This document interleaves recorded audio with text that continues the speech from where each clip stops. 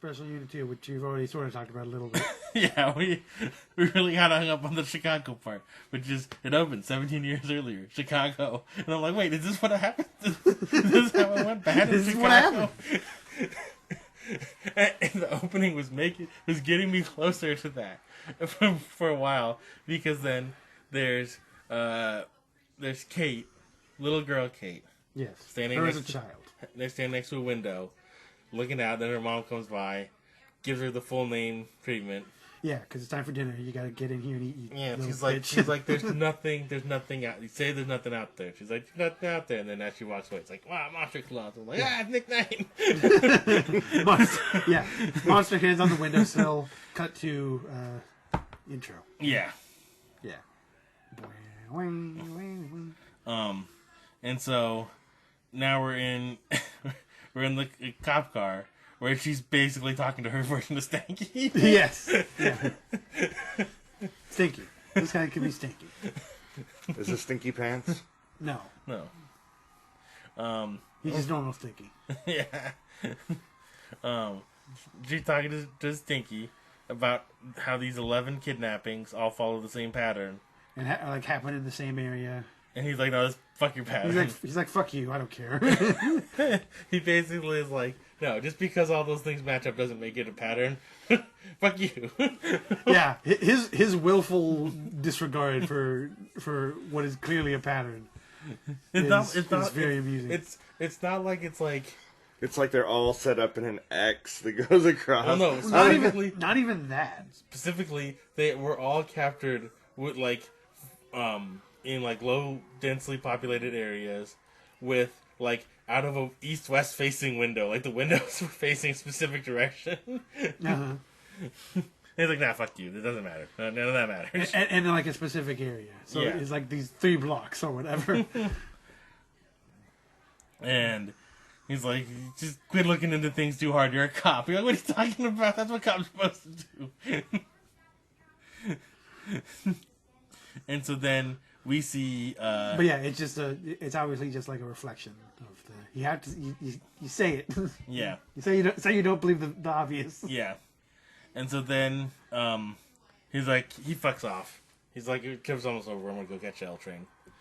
And then we see... This is the first time we see this show's Nick. Not Knight. It's O'Malley. Yes. Which I just wrote O'Malley because I was like, last time I just wrote Knight for everything, so just keep them straight. We see him, but he's just being a weirdo. He's not doing anything. Yeah. He's just hanging around. Yeah. And then we see this little kid, not super little, but young little. Lady. Yes.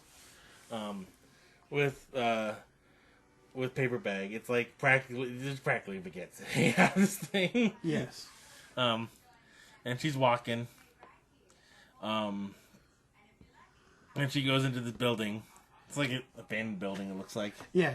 She's walking down the street carrying her groceries, and then she sort of stops, looks at this abandoned building, and then decides to go in. Yeah. And this obviously catches Kate's attention. Yeah. Because it's like, why did she go in there? That's an abandoned building. She's not even supposed to go in there. Yeah. It's illegal. You're trespassing. Yeah. So she goes in. She's like, all right, come on. We gotta fuck out of here. But she's trying to do it she's acting like she knows shit's dangerous. Well, the building I think is condemned. Yeah. Well, she obviously has her own suspicions. Yeah. The official line still is that the building is condemned and thus unsafe. Yeah. But also just open. Yeah, which is weird. The door's not even closed. Yeah, not even closed. Not even, let alone locked. It's not even closed. Yeah. And the girl says something like she heard something, something calling her. And she's like, okay, come on, let's take my hand. Let's fuck off. Let's just fuck off. and then this hulking coat figure shows up. Yeah. Big, look like a buff hobo. Yeah. Put it in morning terms. Yeah. It's the hunkiest hobo you ever saw, Marty. Yeah. Hunkiest hobo. Yeah, he just drops from the ceiling. Yeah, Hobocles. Hobocles drops from the ceiling. And And so Kate pulls out her gun. It's like, hey. Spur turn. He's like, hey, stop. And he's like, no, fucking Hobocles, I'm coming. He's walking and then stomps towards them. Stomps towards him. And then she just starts shooting him. He doesn't care. He's Hobocles. Yeah, Kate mag dumps Hobocles. Yep. And Hobocles proceeds to not give a shit. Yeah. She pulls out her ankle gun. Drains that one too. Hobocles continues to not give a shit. Yeah. And then, who we will later learn is O'Malley, shows up with his big energy gun and blows away Hobocles. Yes, and then proceeds to shoot Hobocles. Hobocles proceeds to give a shit. It's the most serious case of giving a shit I've ever seen. He gives a shit all over the walls. Yeah. And so when he explodes, you can tell it's not like it's not meaty hunks. It's not meaty bits. It's stony bits. Yeah. Because Hobocles is made of stone. Stone jibs. And then when O'Malley's like, all right, I gotta fuck off now.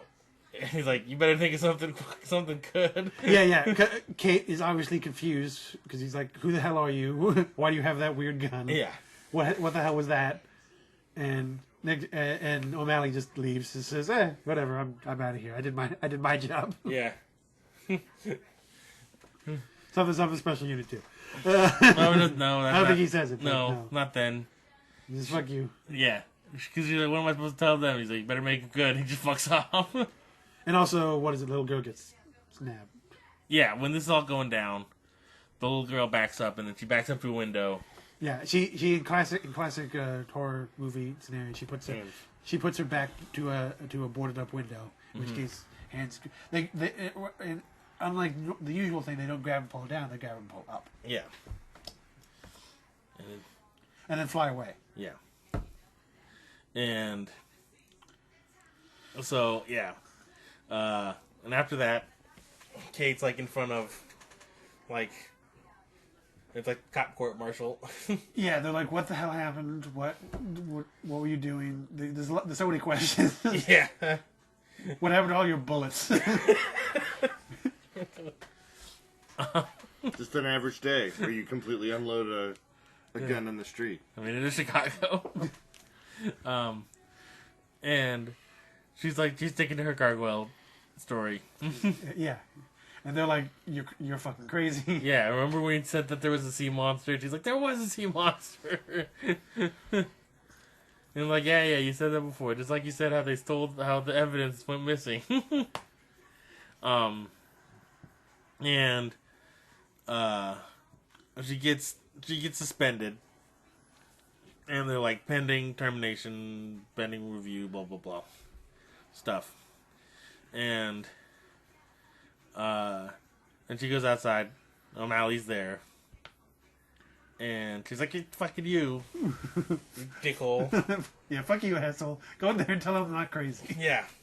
He's like, I don't have to do shit. He's like, you're under arrest. And she starts, like, searching him, and he's got, like, first it's, like, brass knuckles, and then she finds, like, knives, and, like... Yeah, they do like the comical disarming thing. Yeah. Where, except sort of in reverse. Whereas instead of him, like, you know, pulling out, like, increasingly different weapons, it's like she does it, so she's like brass knuckles and then like knives and like a gun, etc. Yeah, and it's like the energy thing that he's like, be careful with that one, it's got a hair, and she's like, boom, and it blows up a cop car. She shows very poor trigger discipline. Yeah, which is why she should be off the force.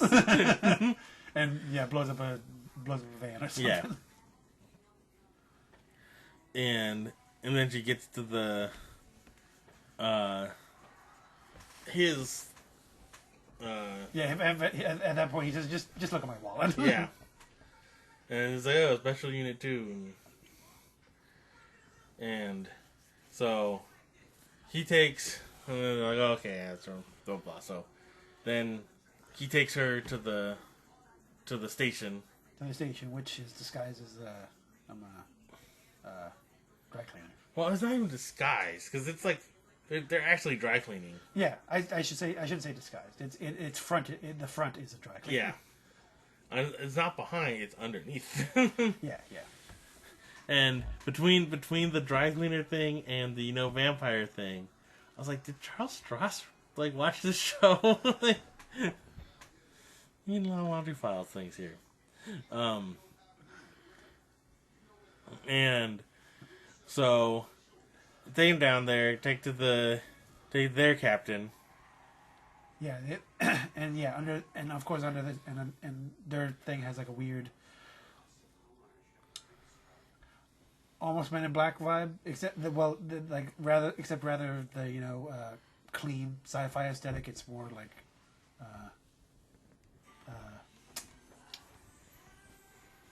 what to put it, like library aesthetic. It's shitty police station aesthetic. Yeah, that a little bit between basically those two, like a library and a shitty police station, shove them together, and there you go. And so the captain was a pretty famous captain. He was a hero cop. Right. And he retired a few years ago, but turns out he didn't retire. He just transferred to Special Unit 2. Yeah. And explain how basically all monsters are real, and they're also all the missing link. Yeah. Yeah, they're all various forms of missing link in the evolutionary chain. Okay. That's the premise of the show. Yeah. But also, when they later explain how the gargoyles are, they're not a link at all. They're a complete different offshoot. Yeah. Then they go to gargoyles, who are missing links for dinosaurs. What? They're Koopas from the... Yeah, they're more like they're more resemble the Koopas from the Mario movie. Because they're somehow related to the dinosaurs. They're the evolution of dinosaurs. Somehow. But anyway, we're way ahead of ourselves. Yep. Yeah. So yeah, and so they call all the monsters are called links. It's called links. And as stated previously, all of them, all the fantasy monsters you can think of, except for vampires, they're bullshit. Yeah. Because they left Chicago years ago. Yeah. After Ely Field was created. Exactly.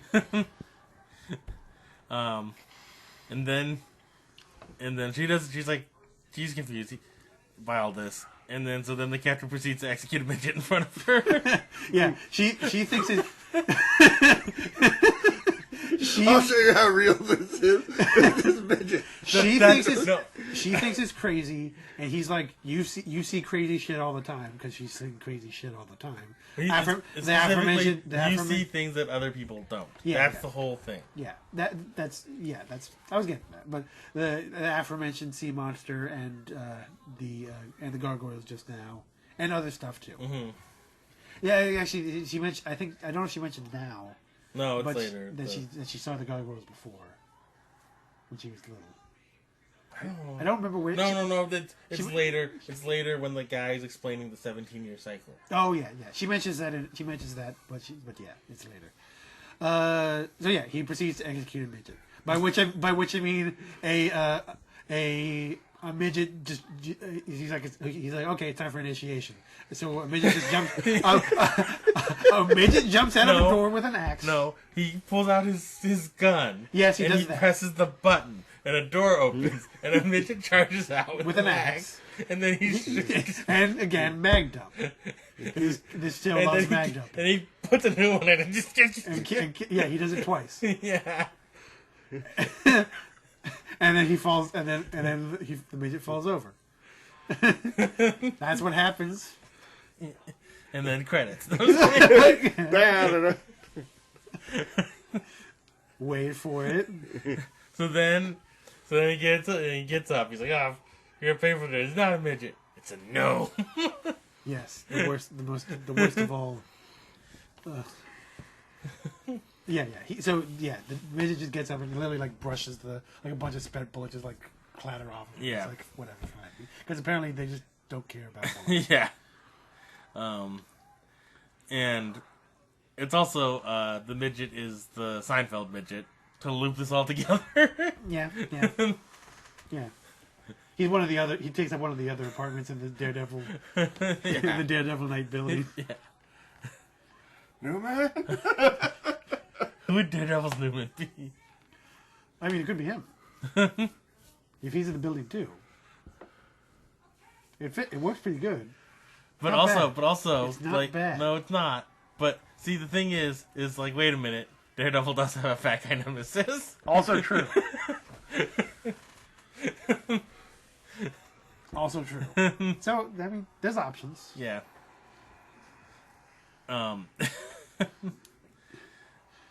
Yeah. So, basically, because she's now witnessed to Midget murder, you're in now. No. It's like, okay, I've been temporarily reassigned. Yes. And so, they're showing like how different ammo is like color coded to what it kills. Yeah, because they have pretty goofy looking space guns Yeah. that shoot highly specialized ammo for the specific purpose of killing the various links. Because of course they all have weird. Standard monster rules. Yeah, they all have weird specific vulnerabilities and what have you. Yeah. So obviously you need specialized ammo. Yeah. And this is where we are introduced to Sean. Sean speaks in the third person. Sean was a professor who wanted to bang co-eds. But then he talked about how monsters are real, and now he's stuck in the basement of a dry cleaner. Yeah. That is that. I mean, that's Yeah. really all it needs to Capping midgets. Sean's here to read out of the Pokedex for you. be. That's really all that needs to be said about Sean. And so this is where we find out that the gargoyles are descendants of dinosaurs. And they hatch every 17 years, kind of like locusts. But in a weirder... And they like to eat people. Yeah. So like a cicada. Yeah. They're dinosaur cicada people. Alright. And it's very precise, evidently. Like, it's like calendar specific. Not even calendar. It's hour specific. Yeah. Every 17 years on the dot. Like, Yeah. That's just how gargoyles do. yeah. Just a bunch of Hobocles arise. Rise of the Hobocles. And so they have 24 hours. And so they're the victims that have been kidnapped.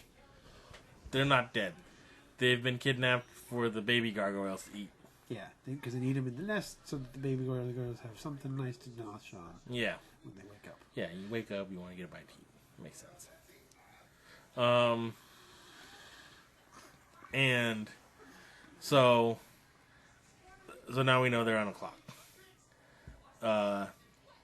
We see Kate and O'Malley in the car, just talking over shit. Talking about the case, talking about, what's going on. And Kate's like, well, wait, so, like, they said that, like, the gargoyles, they like people, but they'll eat any. Oh, they also talk about how the last time a mass hatching occurred was during the Middle Ages, and that's why there's gargoyles on churches, because they. But it's weird because they're like, they act like they threw the bodies up there, and then later it's like, well, they just like the reason why they died was because the plague just killed a bunch of people, and there was not enough people for gargoyles to eat. And I was like, well, those gargoyles aren't like they just find them like they starve to death, like like. There's a lot of questions about how exactly that goes. And like, and from what we know about gargoyles, like, how did they kill gargoyles at all? Well, like they apparently did. I mean, did they have any way to fight them, or was it exclusively just starve them out situation? So there's a lot of weird questions about that whole thing. Gotta learn stone to flash. Or did they have to exclusively suffocate gargoyles? Yeah. The plastic bag was invented to murder gargoyles. That's what the is that Yeah. what that's Sir what, Ronald Hefty. that's what the what is it the soda pop rings? That's why that's why they're so well suited to strangling animals.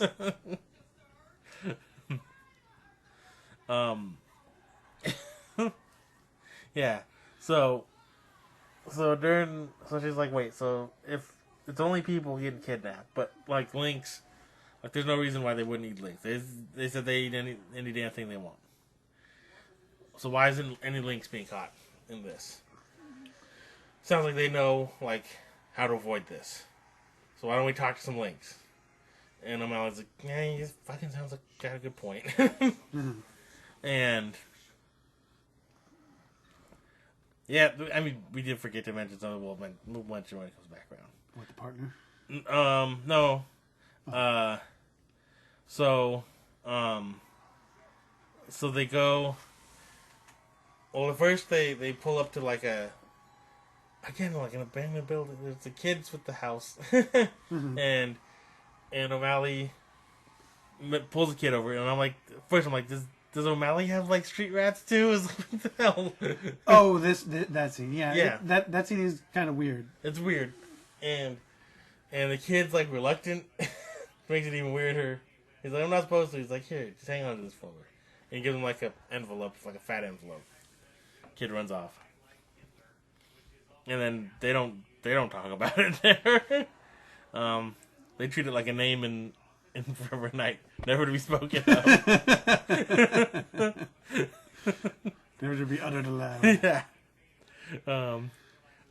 All names in Forever Night are like Haster. He don't speak. Yeah. They're all human with not be named. And then they go to find their link, and what it is the midget gnome. His name's Carl. He's robbing another store, because that's the thing that we forgot to mention, was that he was picked up for robbing a store again. Oh, right. Because he's a gnome, and fucking gnomes are just assholes. Gnomes are just degenerates. That's just how it is. And so he's robbing a store. And he's like robbing a store, but also making an order. Like, he wants the money, but he also wants like a large slushie.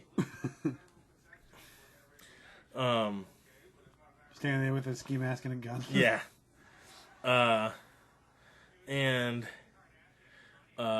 So they pick Carl up. They're like, okay, fucking, yeah, stop with this shit. And they take him in the car. And then we get to their next thing with O'Malley telling Kate to tell things to Carl because O'Malley's not talking to Carl. Alright. Because he rightly doesn't want to associate with a gnome. Yes. He's correct. But and then it turns into a fist fight between Carl and O'Malley while O'Malley's driving. Yes, which is a good Yeah. He's like, take the wheel, I gotta beat some gnome ass.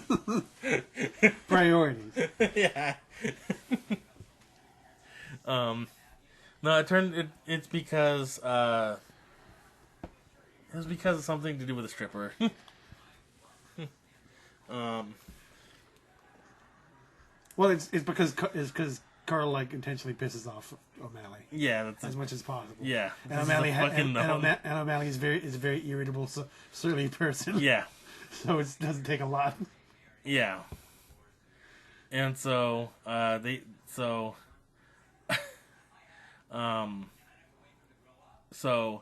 they get information that the other links around town know to stay out of Merritt Park tonight. It's going to be Gargoyle Town. So they set up like a sting operation, which is mostly just dress Kate up like a whore and let her stand around until Gargoyle show up. That's kind of the extent of this operation. Yeah. Does it work? Yes. Yeah, exactly. It works 100% of the time. Yeah, 100% of the time, every time. Yep. Gargoyle shows up on a light lamppost, like right next to her. Drops down. Kate tries to shoot him with a net gun. Fails miserably. O'Malley comes up. Shoots with a net gun. Fails ever so slightly less. Has moderate success, I would say. Gets the legs. He bolos the legs with it. With the net gun. To be fair, like... A, I'm not sure why the net gun worked as well as it did on the Gargoyle, and B, if it wrapped it up like normally, I don't know if the Gargoyle would have given a shit. Apparently it does. Yeah, I don't know. These gargoyles are as strong or as weak as you want them to be. Well, these nets are as strong as they weak as they need to be. But yeah, so they got their guy, and then after he gets like bowloed around the legs and falls onto a car, then like a bunch of other Special Unit 2 flunkies show up and surround him. And they have captured a gargoyle. Yay! Yep. And so they explain how they can't actually get the gargoyle to say anything to them because they tried to use like psychological interrogation techniques, but gargoyles don't have the same kind of psychology, so they just don't give a fuck. And like torture doesn't work. Yeah, because they're made of rock, and their only two settings are doesn't give a fuck and explode a gargoyle. Yeah, and gargoyles are apparently so used to not being basically invulnerable that they just don't believe that they can be exploded until it happens. Yeah, and it's like I don't know why they don't just like bring up some masonry tools. I don't know either. Like we have things that can cut stone. Yeah, it doesn't make a lot of sense to me. But apparently their only settings are explode or not explode for gargoyles. Yeah. That's how it goes. So, so they're like, our Kate and O'Malley go in and do good cop, bad cop, cop with a shrink ray. They do have a good line where he's like, where the gargoyle's like is annoyed by the good cop bad cop routine. And Kate says, "I am actually a good cop, and he's actually a bad cop." Yeah. Which point he produces a shrink ray. Yeah. And so shrink rays do work on gargoyles. The amount that it shrinks them is weird. Yeah. Very arbitrary. Yeah.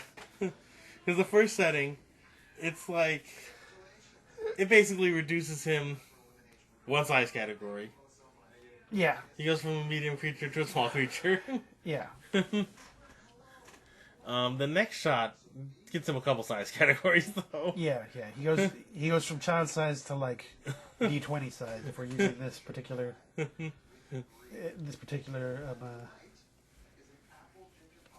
nerdy units of measurement. And he's pretty angry, even after the first one. He's not happy about it. Yeah. He's like, "What did you guys do to me?" I'm like, "We shrank you. We'll shrink you again." We'll keep doing it. Don't give a fuck. We'll keep doing it until you get eaten by a tardigrade. This is how garden gnomes are made. And so, they hit him after the second time. He gives up some info. Tells him the address of this building. So, Kate and O'Malley head over. There's other cops going too. There's not other Special Unit 2. It's not just them. But Kate's like, we should be like cautious about this. Could be a trap. And O'Malley's like, wings are too dumb for traps. Go in there, kick their ass. Yeah. To be clear, it might not have been established, but O'Malley is very kill all links. Yeah. That's 100% his character. This is actually where we get it. Explanation. Where he explains how he lost his partner. Apparently cut up into like 600 inch cubes of meat or something along those lines. Well, that was referenced. That particular line was referenced that the previous one was killed, and that was what happened by the captain before. Yeah. This one just explains how it actually happened. Right. And how it turned kids into orphans, and then kids like, "Oh, that's the kids you gave like the money to earlier." He's like, "I appreciate it if you don't talk about that shit. Like, keep that shit on the DL." Yeah. What are you doing here? Come on. Yeah. And so it just and this this process turned him into just a racist. Into a link racist. Yeah. A murder hobo, if you would. Yeah. And so he's like, the only good Link is a dead Link. He doesn't quite say that, but he practically says it. Yeah. And so he's like, he basically said there's no more heroes. It's just, I'm just here to kill Links now. Yeah, that's it. And so they arrive. Turns out it is a trap. It's an old police station. And so not only is it a trap, but it's also a joke. Yeah, it's sort of a mockery. Yeah. And so Kate's like, we should fuck off. Regroup. And he's like, no. I hear something, I'm gonna shoot it.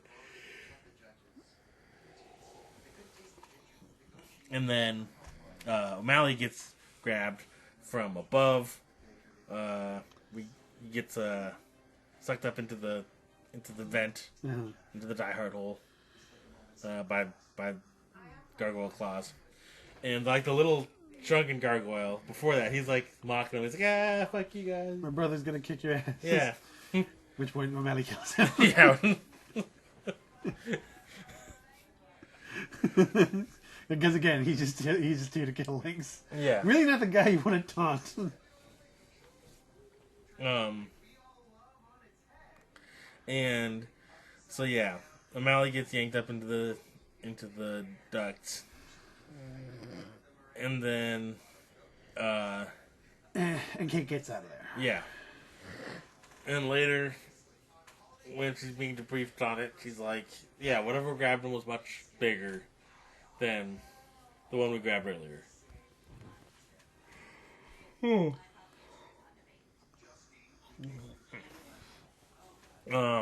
And they were able to recover all of his shit in the vent, but he was long gone.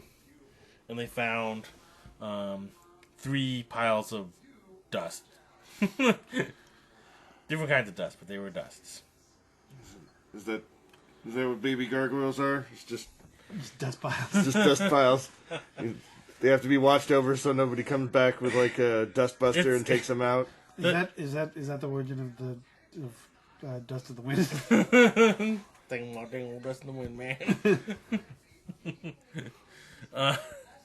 It's real. The dust thing is like, I don't know why they never explain why there's piles of the dust. It's got piles of dust. Gargoyles like dust. What do you want? And so we get a brief shot of O'Malley being dragged to the egg pile with the other victims. Yeah.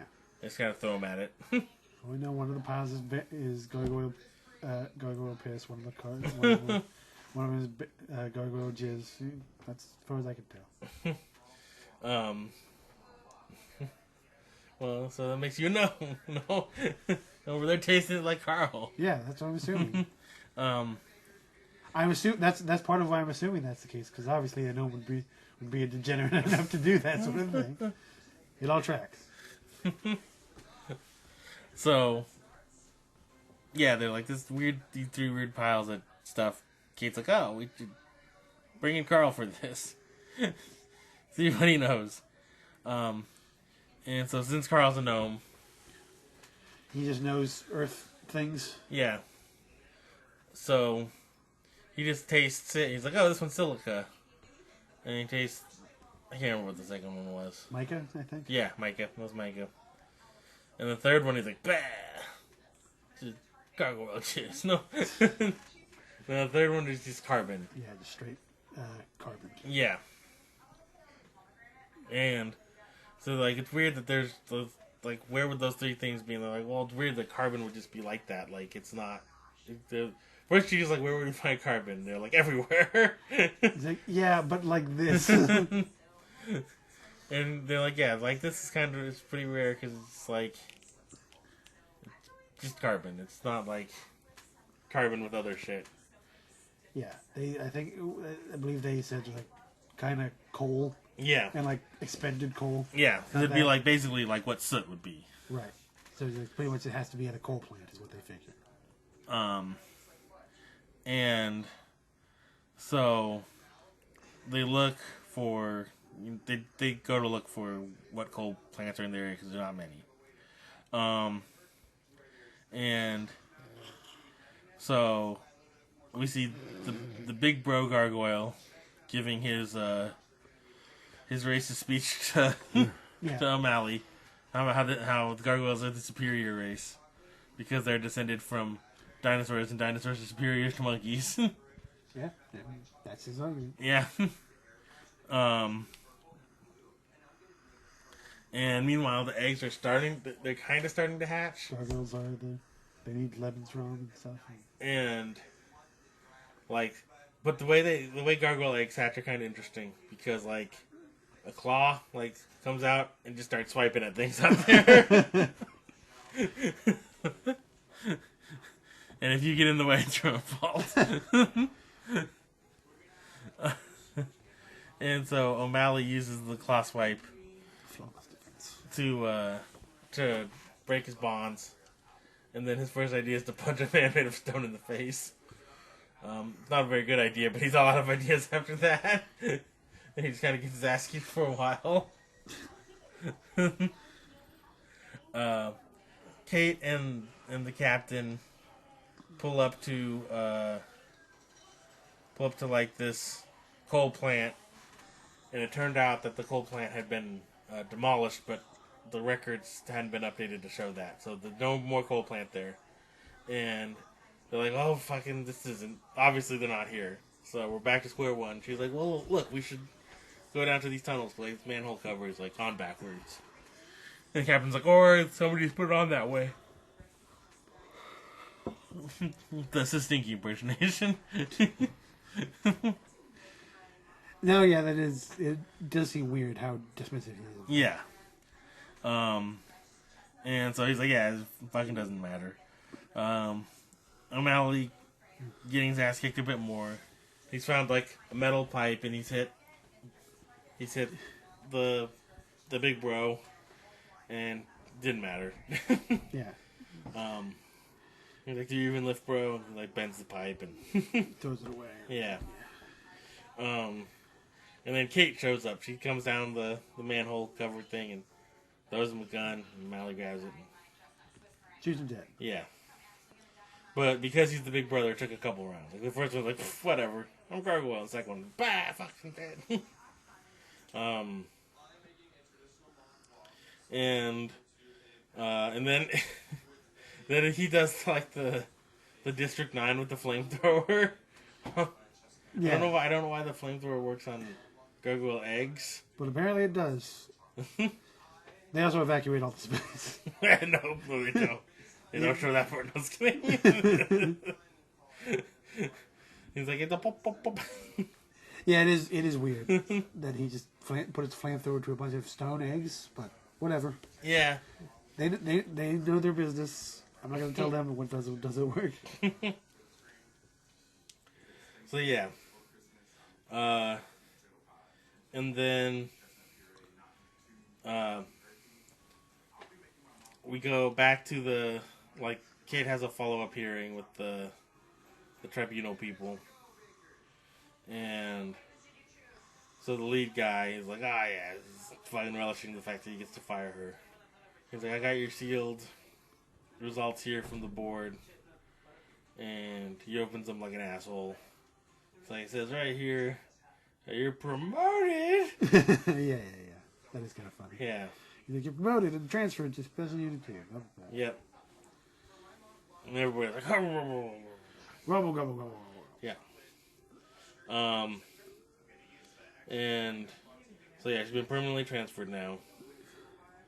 And then as she's leaving, Carl and O'Malley are there to pick her up, drive her off, and then O'Malley gets pissed off at Carl again. And has a fist fight while he's driving. Yeah. Commit mild acts of ethnic cleansing. Yeah, that's pretty much the show. Yep.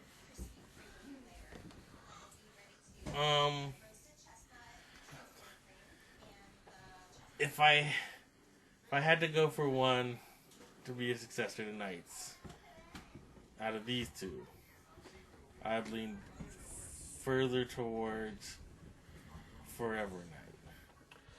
Sure. I had no particular leaning one way or the other. They're just different. They're just different shows because while Special Unit 2 has like intentional comedy. Yeah. Forever Night is mostly accidental comedy. Yeah. Not in the same vein as Baywatch Nights does. Yeah.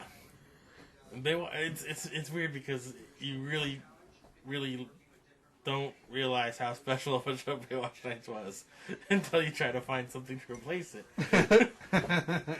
Because the amount and quality of the accidental comedy, plus the occasional actually decent like intentional comedy, was a weird blend.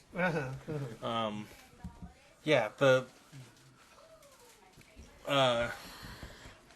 and if I had to rank which one was a better show, there's also the intentional comedy that is accidentally comedy. yeah. If I had to say which one was a better show, I would say Special Unit 2. But is that Rapper's the better show? I don't know if we're specifically after shows that are like necessarily Baywatch Nights. Is my question.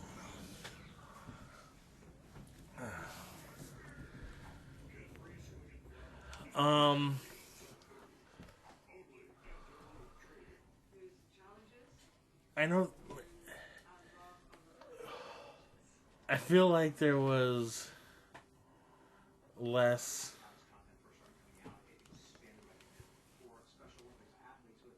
Less like weird fun things to talk about with Special Unit 2. You know what I mean? Like, I see what because it doesn't fight against its premise as much. well, and there's not just the weird things like, you know, Captain's not talking about burning scorpions. just a long way to tell somebody to fuck off. Sure. He has a robot hand that we didn't talk about. Yeah. He I think he lost his hand in Nom. I think he said. I think that's what he said. But it also didn't matter much. Like, there was one scene where it was a robot arm, and then it never mattered again. Yeah, I'm imagining that'll probably be a thing in other episodes. But I think it's mostly just a bit of character flavor that he has a robot arm. Oh, we didn't mention like they basically just do the we have a tentacle monster we don't know how to kill, so we just feed it our garbage. Yeah, they just have it. They like the first thing that happens when they reach their station is O'Malley grabs an apple, takes a bite out of it, and just throws it in the corner. Yeah, that's when the tentacle monster just goes out. Yeah.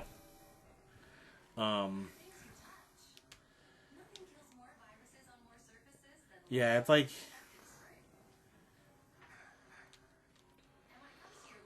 when it's intentionally being funny, there's less of a chance of you finding the weird things to. That was what I felt. Sure. Between this and the Flash. Between that and the Flash,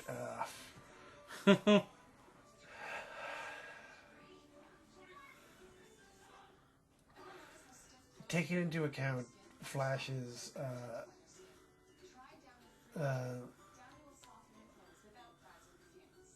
movie-esque production, I guess would be the way to put it, since it was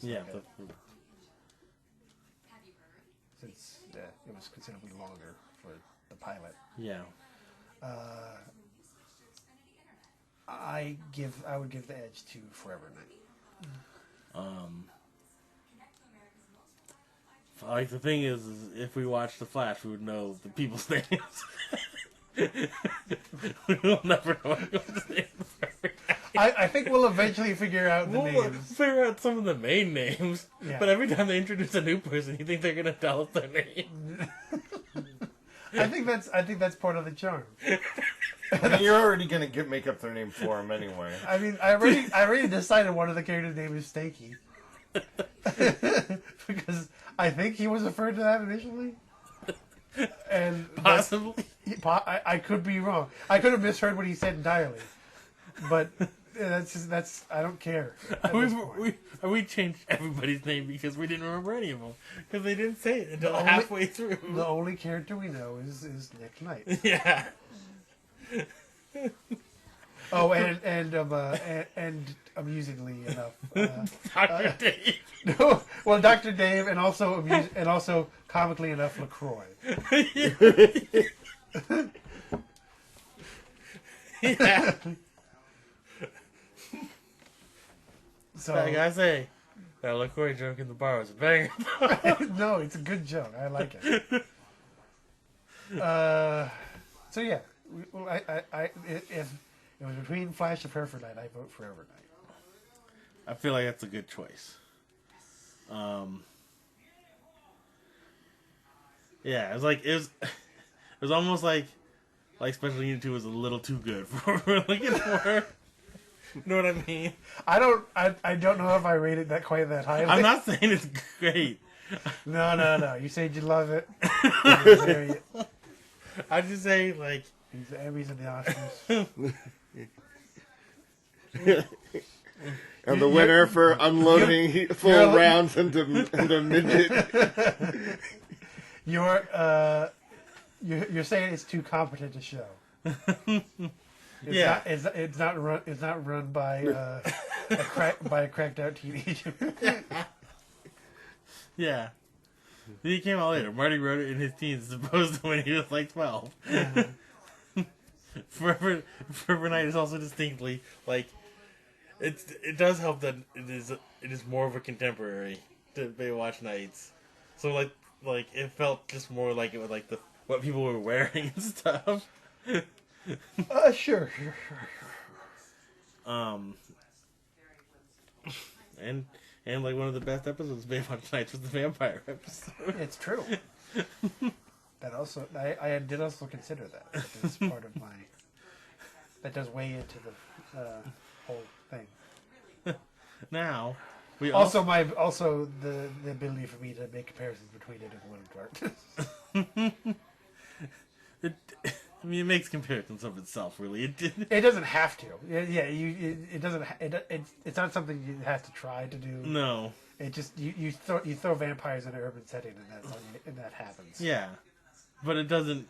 It's also like it's leaning into the pitch there. Yeah, but that ties back into Baywatch Nights as a Shadowrun campaign. Yeah. What we're looking for is the shows that are accidentally a campaign in an RPG. That might be the best way to describe the shows we're looking for.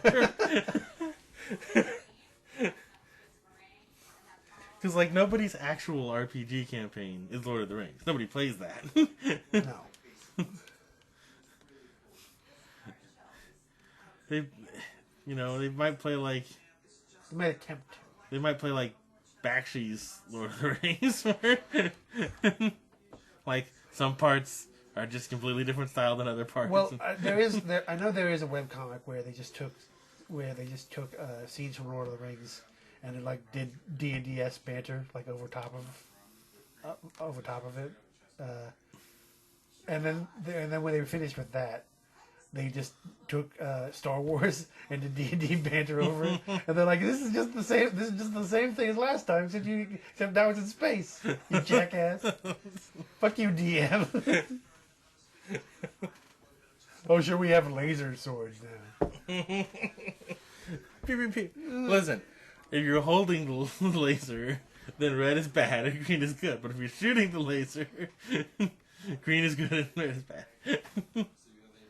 No, it's red is for shooting. Yeah, red is good and green is bad. Yeah, but yeah, okay. Unless you're holding it and then shooting it, because then it's always red. Right. So Forever Night it is then. All right.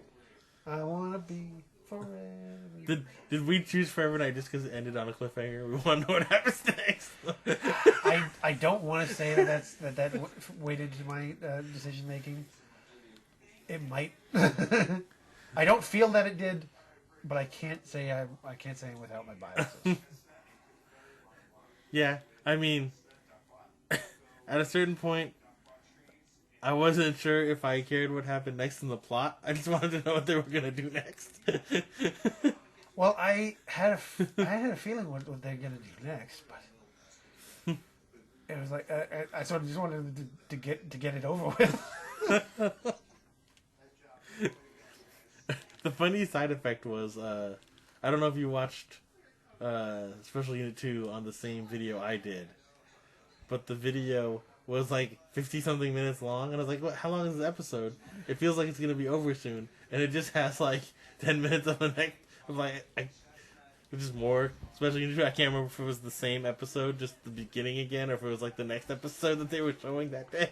I didn't see that, but on the video I saw, it was in they did have like all the television things where they would say like what's coming up next. And it was like more Special It was Unit like, 2. yeah, it was like up next more Special Unit 2, followed by more Special Unit 2. And which is definitely how I know the show. 'Cause they just played like blocks of it at a time. Yeah. And I couldn't help flipping through it at some point. Well, you were the one who programmed your TV to only get 3 channels. Fuck you, that was brilliant. I will not stand for your And one of the channels is the Special Unit 2 channel.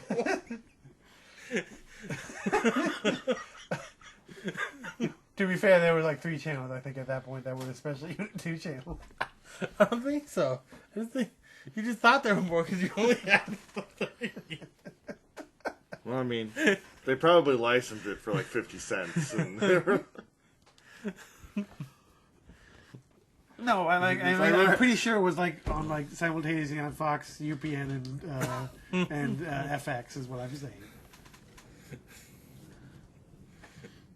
Something like that, if not exactly that. I don't know. Anyway, Forever Night.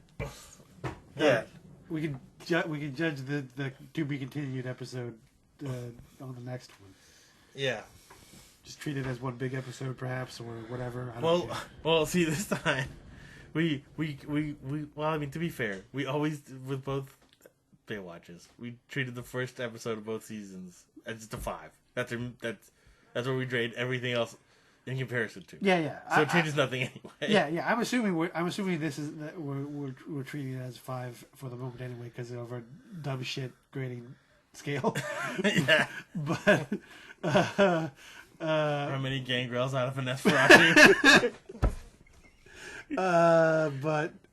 Yeah. How many Anne Rice novels does this one get?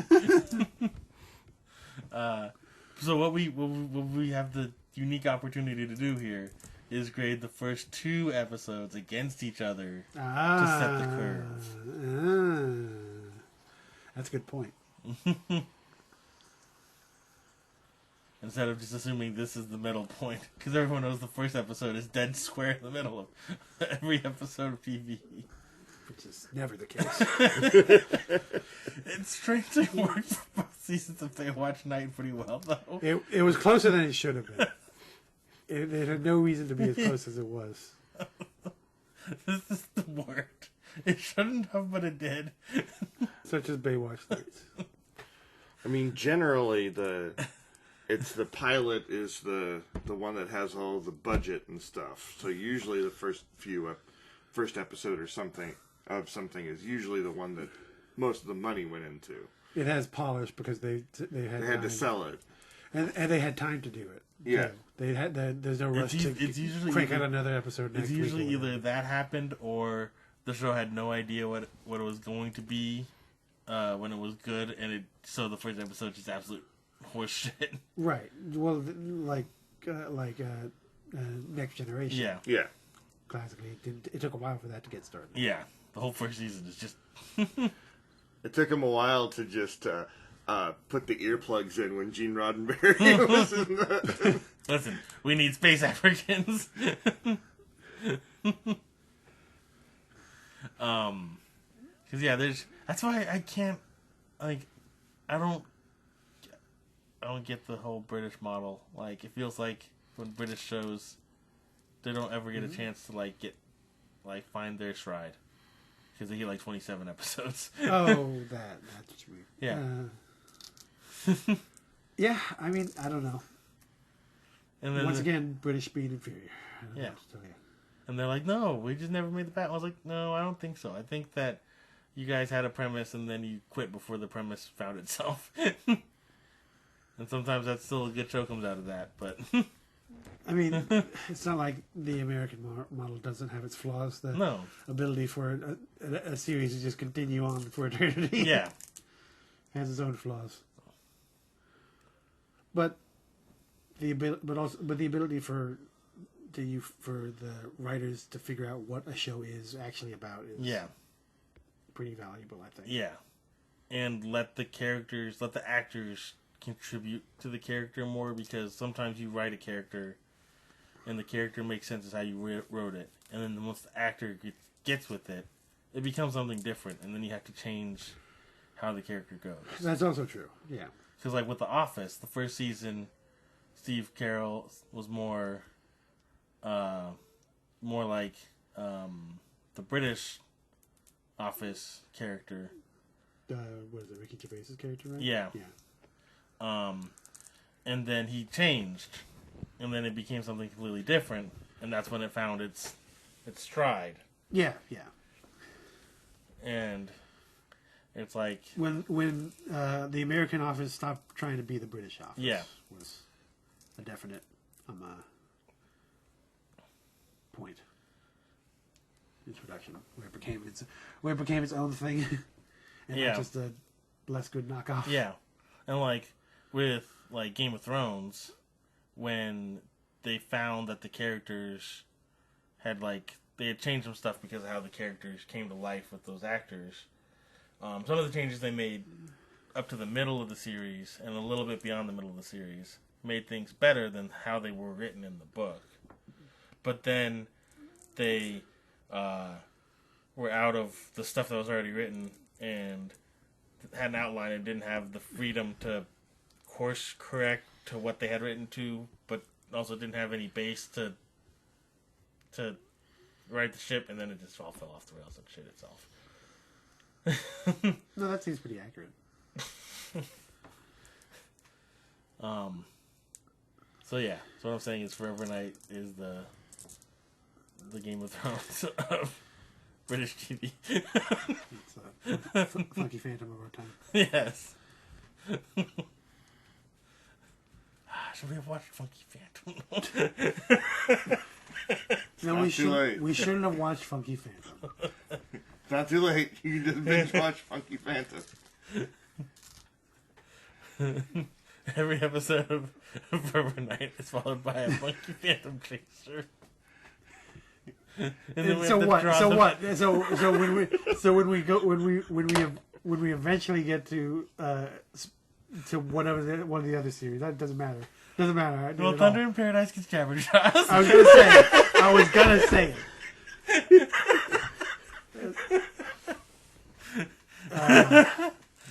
The Neptunes, yep. And somebody gets some grape ape. Yeah. I don't know, Relic Hunter, fine. I was gonna say that. We have to draw the parallels. Well, yeah.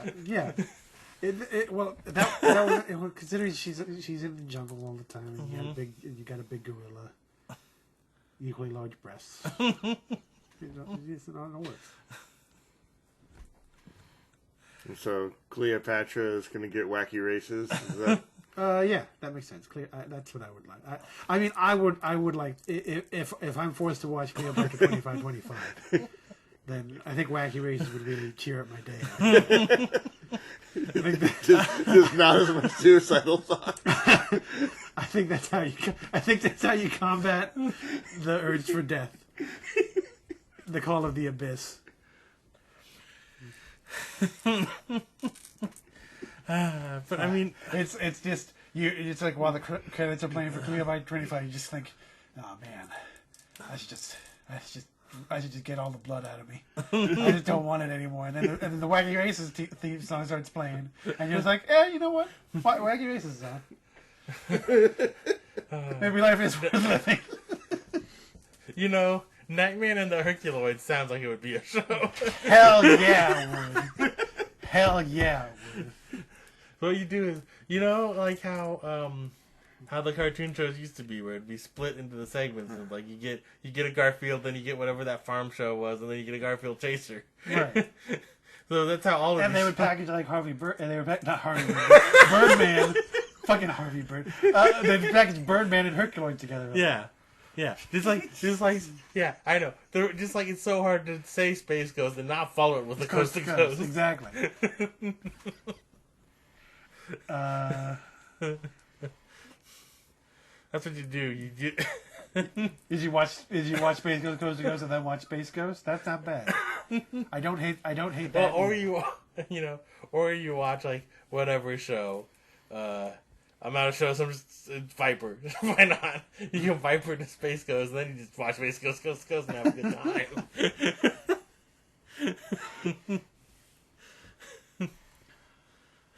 All right. Next week, Forever Night, the Monkey Phantom Chronicle. I don't know what's happened next week. I haven't looked it up. No.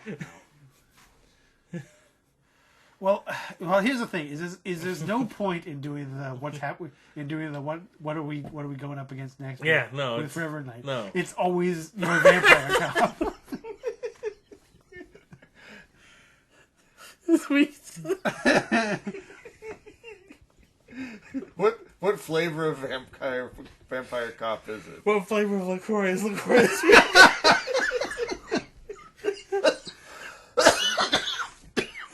Yeah, it's always a Vampire Cop episode. What are we gonna do tonight, Brain? But also, the show would have been better if it was a Vampire Cop versus a Monster of the Week.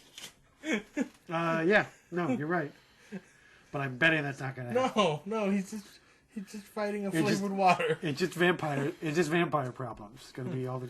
I mean, there's a good chance like he'll end up fighting a werewolf at some point, or something along those lines. But I know nothing, so no, I don't either. But Yeah. I'm just. We don't even know the names, man. Yeah. We watch the show. We don't know almost any characters' names. I only brought it up because I remember Sci-Fi Channel would run marathons of it, like in its first couple of years. No, I get it.